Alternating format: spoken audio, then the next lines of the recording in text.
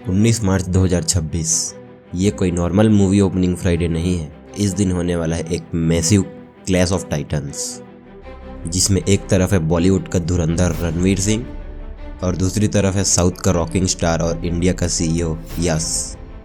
इन दोनों के बीच एक ऐसी जंग होने वाली है जिसे लोग इंडियन सिनेमा का बार्बेनहाइमर बोल रहे हैं। लेकिन क्या ये क्लैश वाकई बराबरी का है या किसी एक साइड का पल्लड़ा दूसरे से थोड़ा भारी है?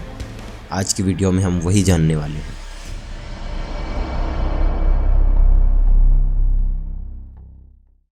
रणवीर सिंह की धुरंधर ने जो पिछले महीने ही थिएटर्स में और ध्रुव राठे की कंट्रोवर्सी में जो बवंडर लाया है, ये मूवी 1200 करोड़ से भी ज़्यादा का बिजनेस करके सिर्फ 2025 की नहीं बल्कि ऑल टाइम बॉलीवुड की हाईएस्ट अर्निंग मूवी की लिस्ट में टॉप 1 पर आ चुकी है। और अगर ऑल इंडिया बात करें तो ये टॉप 5 या टॉप 4 नंबर पर रैंक करती है, क्योंकि अलग अलग वेबसाइट्स पर अलग अलग डेटा दिखाते हैं। ऑडियंस अभी उस जोन से बाहर भी नहीं आई है और इन्होंने पार्ट 2 ऑलरेडी अनाउंस कर दिया है। वहीं दूसरी तरफ यस पूरे 4 साल बाद वापस आ रहे हैं। KGF 2 के बाद फैंस उन्हें बड़े स्क्रीन पर देखने के लिए पागल हैं। लेकिन क्या सिर्फ वेट और स्टार पावर काफ़ी है? क्योंकि हमने 2025 में ऑलरेडी देख रखा है कि सैयारा जैसी मूवी, जिसकी कास्ट तो कम्प्लीटली न्यू कमर्स की थी, पर फिर भी उसने सिर्फ अपने स्टोरी और गानों के दम पर बड़े बड़े स्टार कास्ट वाली मूवीज़ को पीछे छोड़ दिया था। साउथ से लोका चैप्टर 1 और एनिमेशन से महाअवतार नरसिम्हा भी उसका एक अच्छा एग्जाम्पल है। इतना ही नहीं, मुझे तो लगता है कि अगर 83 और मैदान जैसी मूवीज़ इस साल रिलीज़ हुई होती तो शायद वो फ्लॉप तो नहीं हुई होती।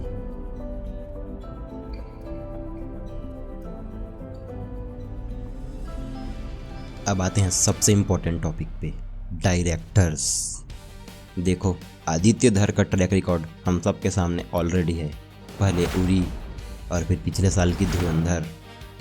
ऑडियंस को अच्छे से पता है कि एक डायरेक्टर आदित्य धर हैं तो उन्हें सॉलिड एक्शन, रियलिस्टिक फील और फास्ट पेस्ड थ्रिल तो डेफिनेटली मिलेगा। उन पर लोगों का ट्रस्ट फैक्टर बहुत हाई है।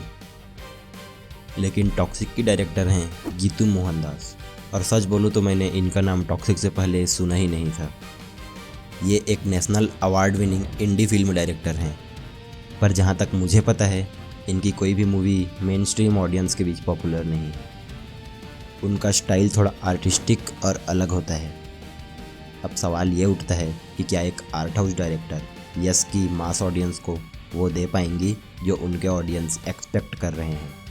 अगर मूवी ज़्यादा एक्सपेरिमेंटल हो गई तो मासेस से कनेक्ट करना मुश्किल हो जाएगा।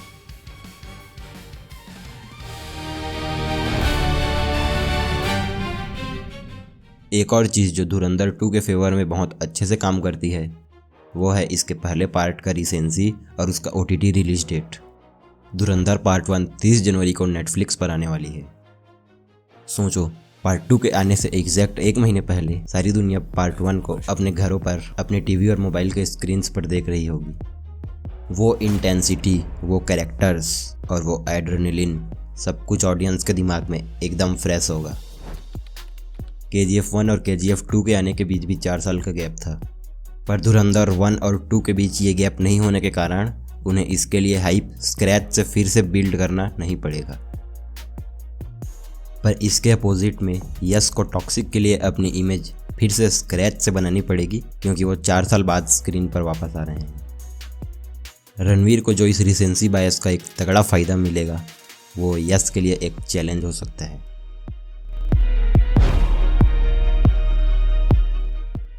पर एक पॉइंट है जिसकी वजह से धुरंधर 2 वीक पड़ सकती है, रहमान डकैत की डेथ। पार्ट 1 के इतने हाइप और इतने मैसिव कलेक्शन का एक मेजर रीज़न अक्षय खन्ना थे, पर पार्ट 1 के एंड में हमने ऑलरेडी देख लिया है कि वो अब मर चुके हैं।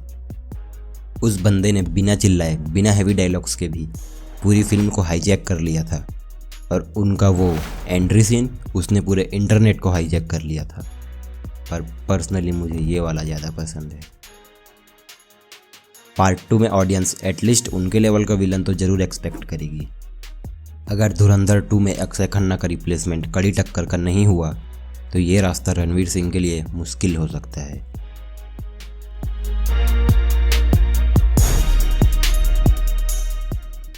अब मेरे पर्सनल ओपिनियन की बारी। मुझे टॉक्सिक की मार्केटिंग थोड़ी ऑफ लग रही है।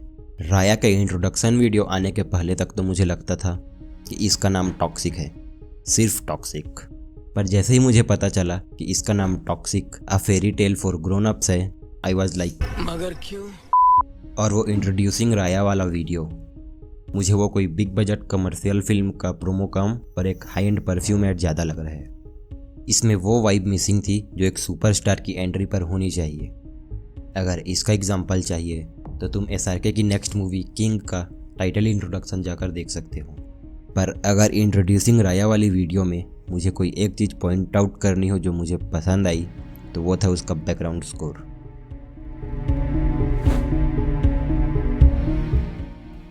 तो मेरा फाइनल वर्डिक्ट ये है, डे 1 में शायद यस का क्रेज़ जीत जाए, स्पेशली साउथ में, लेकिन लॉन्ग रन में तो हमने ऑलरेडी देख रखा है कि धुरंधर ने किस तरीके से तहलका मचाया था। और इस बार इसके पार्ट 2 के पास एक ब्लॉकबस्टर फ्रेंचाइज, एक प्रूवन डायरेक्टर और OTT का मोमेंटम है। मेरे हिसाब से रणवीर सिंह इस बैटल में थोड़ा आगे निकल सकते हैं। आपको क्या लगता है, क्या यस का कमबैक उनके पीक तक पहुंच पाएगा या धुरंधर के बाउंडर में फंस जाएगा? कमेंट करके ज़रूर बताएं। और अगर वीडियो अच्छा लगा हो तो लाइक और सब्सक्राइब कर देना, और अगर पसंद नहीं आया हो तो डिसलाइक और चैनल को रिपोर्ट। आज के लिए फ़िलहाल इतना ही, मिलते हैं अगले वीडियो में।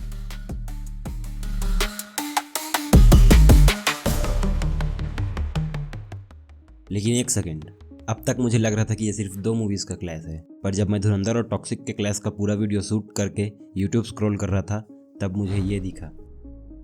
उन दोनों मूवीज़ का तो अभी तक हमको कोई टीज़र देखने को नहीं मिला है, पर ये वाली मूवी 19 मार्च को कंफर्म्ड है। इसका तो इन्होंने टीज़र ही रिलीज़ कर दिया है। तो ये ऑफिशियली अब 3 मूवीज़ का क्लैश है। और इसका टीज़र उन्होंने जिस तरीके से हिंदी गाने के ऊपर एडिट किया है, और इसके लास्ट में अनुराग कश्यप, तुम ये मूवी देखने में इंटरेस्टेड हो या ना हो, इट डजेंट मैटर, लेकिन तुमको ये ट्रेलर ज़रूर चेकआउट करना चाहिए। क्योंकि धुरंधर और टॉक्सिक का पूरा वीडियो शूट हो चुका है, तो मैं इसके लिए एक अलग से वीडियो प्लान कर रहा हूँ। अगर मेरे इस वीडियो पर 2 कमेंट्स भी आते हैं तो मैं वो अगला वीडियो जल्द से जल्द लाने की कोशिश करूँगा।